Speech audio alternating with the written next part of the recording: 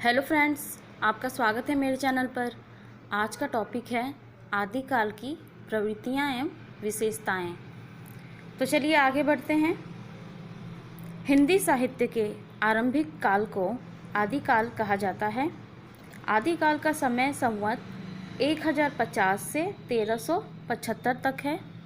आदिकाल को और भी नामों से जाना जाता है, जैसे चारण काल, सिद्ध सामंत काल, बीज वपन काल और वीरकाल आदि। आदिकाल की प्रवृत्तियां विशेषताओं में पहला है युद्धों का सजीव वर्णन। युद्धों का चित्रण इस काल में मुख्य विषय रहा है। युद्धों का वर्णन इतना सजीव है क्योंकि वे कवि राजाओं के साथ युद्ध भूमि में एक सैनिक की तरह भाग लेने वाले होते थे। इन कवियों का युद्ध वर्णन अत्यंत सजीव रहा है।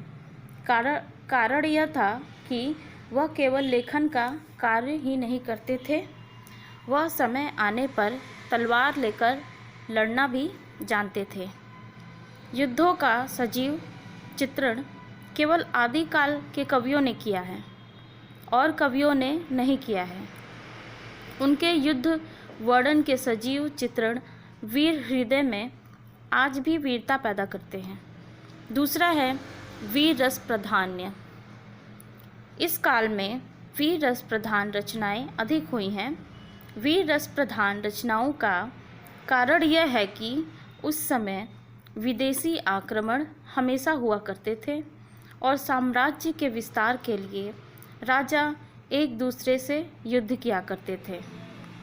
वीर रस की रचनाएं अधिक हुई, इसलिए इस काल को वीर गाथा काल कहा गया। लेखक जो है वह राजा के आश्रित थे, जिससे ना चाहते हुए भी उन्हें राजा की वीरता, महानता और उनके बाहुबल का बढ़ा चढ़ाकर वर्णन करना पड़ता था। तीसरा है कल्पना की बाहुल्यता एवं ऐतिहासिकता का अभाव। लेखक का अपने राजा के आश्रित होने के कारण राजा की प्रशंसा करने के अलावा दूसरा कोई उपाय नहीं था। वह राजा की तुलना अद्भुत अलौकिक शक्तियों के साथ करते थे। राजाओं को ब्रह्म, इंद्र आदि देवताओं से भी बढ़कर सूरवीर बताते थे। साधारण से साधारण घटना को भी वह चमत्कारपूर्ण बना देते थे। लेखक ने अपने लेखन में इतिहास प्रसिद्ध चरित्र नायकों को तो लिया है, किंतु उनका वर्णन ऐतिहासिक नहीं किया है। इसमें इतिहास से ज़्यादा कल्पना है। चौथा है श्रृंगार रस का प्रतिपादन। इस काल में वीर रस के साथ साथ श्रृंगार रस का भी अद्भुत सम्मिश्रण है। वीर रस का जितना सुंदर वर्णन इसमें मिलता है, उतना हिंदी साहित्य के किसी भी काल में नहीं मिलता।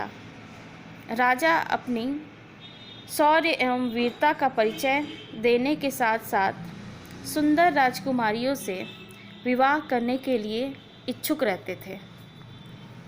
आदिकालीन युद्धों का एकमात्र कारण नारी लिप्सा है। इस काल में वीर काव्य ग्रंथों में वर्णित युद्धों का मूल कारण कोई ना कोई राजकुमारी ही होती थी।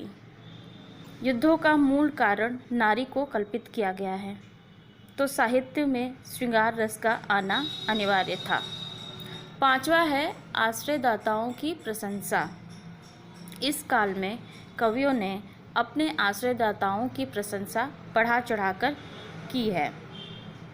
अपने आश्रयदाताओं को ऊंचा दिखाना और विरोधियों को नीचा दिखाना ही इनका परम धर्म था। इन कवियों ने अपने आश्रयदाताओं को पराजित, कायर आदि नहीं दिखाया है। स्वच्छंद लेखन न करके अपने राजा के लिए लिखा करते थे। स्वर्ण मुद्रा के लोभ में राजाओं का झूठा यशगान करते थे, जिससे उनका जीविकोपार्जन हो सके। परिणामतः इस काल का साहित्य स्तुति गान ही रह गया। छठा है राष्ट्रीय एकता का अभाव। आदिकाल में राष्ट्रीय एकता का अभाव था। उस समय के राजाओं ने अपने 50-100 गांवों को ही राष्ट्र समझ रखा था। उनमें व्यापक राष्ट्रीयता की भावना का अभाव था।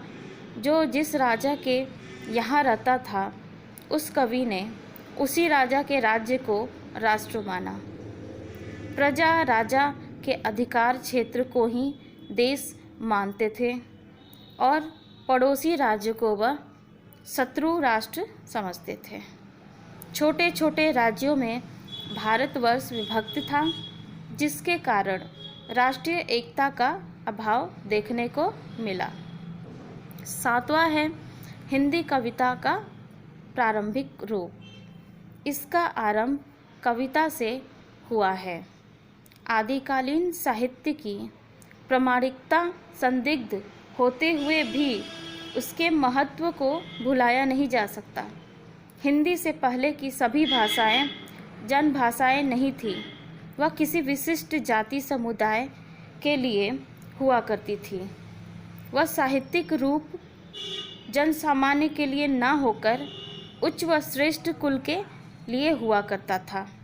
लेकिन हिंदी जन सामान्य की भाषा है। इसमें जो हम बोलते हैं वहीं लिखित रूप में भी होता है।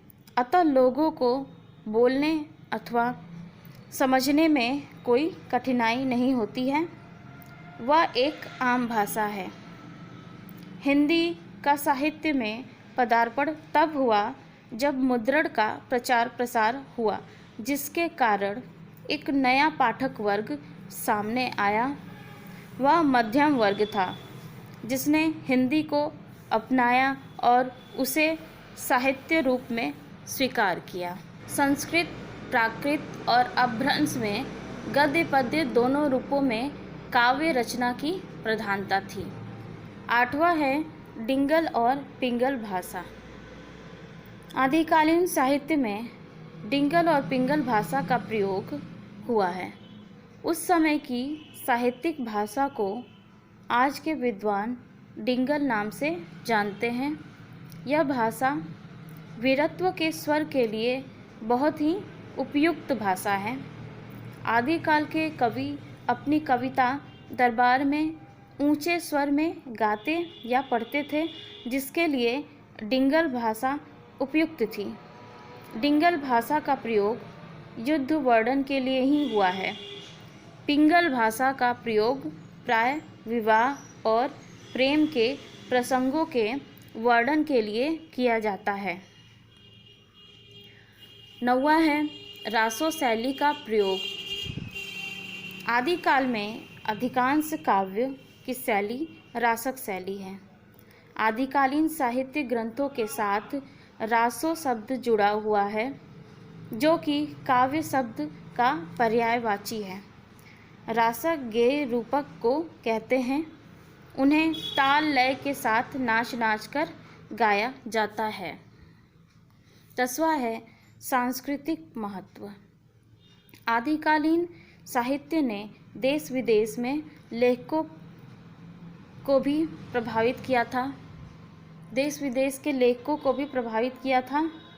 सांस्कृतिक महत्व की दृष्टि से आदिकाल में रचा गया साहित्य अत्यंत महत्वपूर्ण है। वीर गाथा कालीन राजस्थान की मौलिक निधि और संपूर्ण भारतवर्ष के लिए गौरव का विषय है। 11वां है अलंकार और छंद प्रयोग। आदिकाल में अतिशयोक्ति अलंकार का बहुत प्रयोग मिलता है। आदिकाल में अलंकारों पर विशेष ध्यान नहीं दिया गया है, फिर भी उपमा, रूपक, उत्प्रेक्षा, यमक आदि अलंकारों का स्थान स्थान पर प्रयोग किया गया है, जो सजीव एवं सुंदर है। आदिकाल में छंदों का जितना अधिक प्रयोग मिलता है, उतना उसके पूर्ववर्ती साहित्य में नहीं मिलता है। छंद हैं रोला, दोहा, तोमर, छप्पे, पदड़िया आदि। मिलते हैं अगले वीडियो में। धन्यवाद।